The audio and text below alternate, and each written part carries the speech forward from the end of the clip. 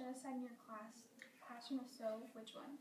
I certainly have dealt with genocide, specifically the Jewish Holocaust genocide, but there's been also opportunities for genocide in Darfur and in Rwanda and Burundi, and there's another film sequence I use that brings up the genocide in Cambodia, where Pol Pot and his henchmen killed upwards of 1 million people. So on numerous circumstances, I also bring up a concept, and we work with that, the idea that it seems to be part of the human condition, and we're not finished. Syria could be the one that's unfolding before our eyes. So, Mr. Michael brings up a very good point that there are genocides that could be occurring right now, and students don't even realize. They think it's just the Holocaust. Yes. In this year I teach World History and AP World History, and in AP World History there's a few that we can choose from, but we usually try to cover, at least in my class, the Armenian Genocide and the Holocaust would be the big ones. And then in more recent times we'll probably touch on Rwanda and maybe on Darfur if we can get there. Here Mr. Wissing says he mostly teaches genocide in his AP classes, and as you can see, the red is the percentage of people that do not take AP classes. Which genocides do you talk about? I talk about the topic of genocide, period, first, and then we talk about the definition of it and historically genocides that occurred. And I think you probably know this. Maybe, I don't know if Mr. Wissing said the same thing, but when I ask the students, I start out by asking them, what's a genocide? Just ask them. You know what they come up with? The very only thing that they know about is the Holocaust. And they believe, many times when we discuss it up front, is they believe that that's what it is. Mm-hmm. The genocide is the Holocaust during World War II.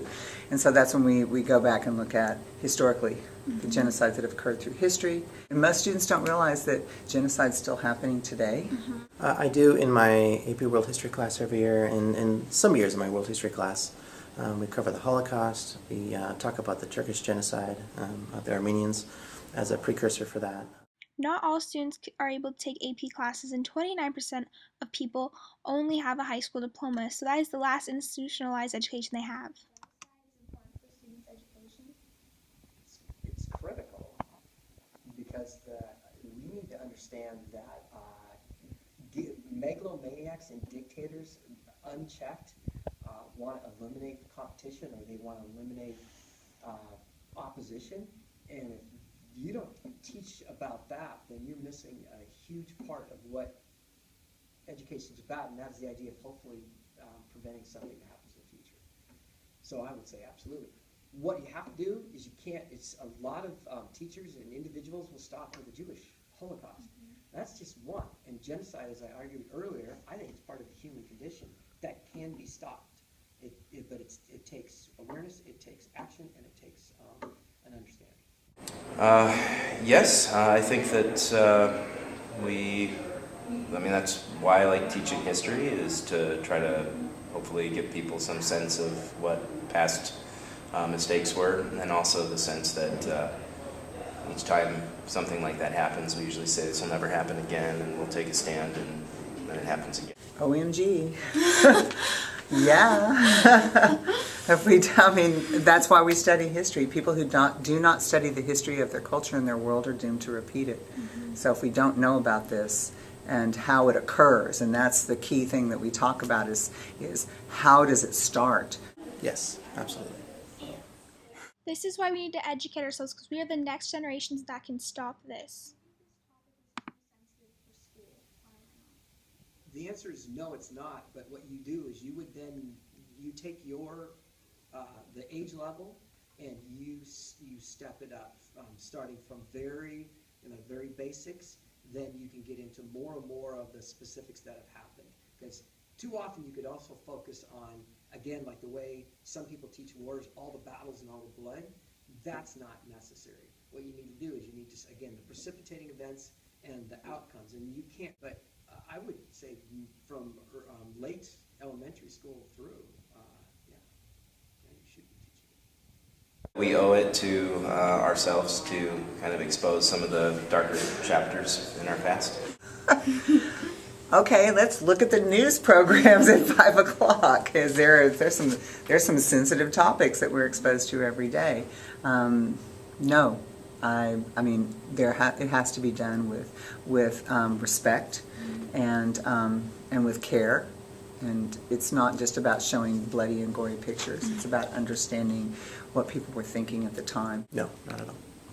Like even very young kids, if done appropriately and with proper context, could be taught about this. You've taught genocide in the past. Have you run into any issues regarding students, teachers' authority with sentencing? Yes, there are students who can't see visual images of violence. And several years back, there was a student that there was something about the Jewish Holocaust, and she just needed to leave the room. So the answer is yes. So you can't just say, today we're going to watch a movie about the Nazi Holocaust and show some of the horrific scenes there without leading into it and without saying, this will get graphic here. If you choose to leave or avert your eyes, you can. I suppose I've heard of extreme examples where you might have Holocaust deniers or people who reject the notion that, in particular, perhaps their ethnic group has committed some kind of atrocity like that. But I've never experienced that. No, no, I've never. I did one year, yeah. I had a student who, their family had suffered under the Mussolini regime in Italy. And so we had to be really careful about, we were brought up all sorts of pretty difficult topics for her. And so we kind of worked out a way where she would still participate, just in a way where she didn't feel like she was kind of the center of attention. I think that was kind of the issue in class. But I think that's, and then I had another student whose family actually escaped from the Khmer Rouge genocide in Cambodia. And so that was kind of another issue of making sure he felt respected and safe in the classroom, but we could still, talk about this important event. Do you feel you have sufficient knowledge and training to teach subjects on genocide? I don't get trained well, so I don't have the training. I am a student of history and a lifelong reader, and at 58, nearly 58 years old, I have quite a background. So I don't need much support, but there's always more access to materials, interviews, statistics, film depictions, not just of the violence, but of the events. So there's always more out there to learn. I feel like I, as an individual teacher, have. But my support comes independently. As far as the school district goes, no. If we don't get supported, we do this on our own. Do you think other history teachers would struggle to teach this movie? Yes. Avocations as well as interest in part of my profession is current events. So I read somewhere between 4 and 8 or 9 current events separate sources a day. And so if you didn't have that personal discipline and interest, some of the more current aspects could be overwhelming because there's so much information. So yeah, I would think depending on level of experience of a student teacher who's basically learning a lot of this as he's going. So sure, it would be, and the materials don't seem to be available. It depends on which one. I wouldn't. That's an interesting question. I know that resources are available that are not necessarily gotten through the school, but through nonprofit organizations. I don't feel like I ever have sufficient knowledge and training to teach anything because I feel like I can always learn. So any opportunity that I have to learn more about it, I do. To some extent, I certainly know more about some. I've done quite a lot of work on the Holocaust, though I definitely would appreciate an opportunity to meet with other teachers and learn more and get more resources. So always looking for more stuff. So do you think that the school district should try to provide more opportunities for teachers? Absolutely. Yeah. That's why I've talked to adults about the United Nations, and a lot of them are really angry because the UN will say this is horrible, this is terrible, but they don't do anything. And people don't understand. It's like, well, what can you do? Oh my gosh, have you heard of Key and Peele? Students watch it. It's like a YouTube funny kind Sounds of... like I need to write this No, down. no, no, don't watch. Gentlemen, it has been a pleasure and an honor to meet you and your people. The U.S. government supports you in every possible way, ideologically, of course. However, we cannot offer any military aid at this time. With all due respect, Ambassador, we need more than that. We are dealing with terrorism on a daily basis. Oh, that's unfortunate.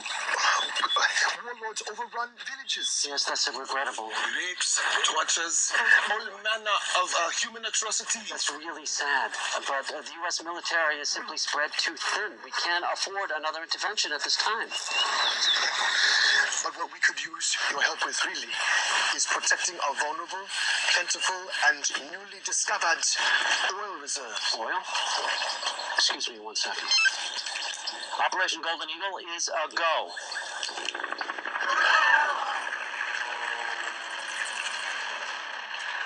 Welcome to democracy.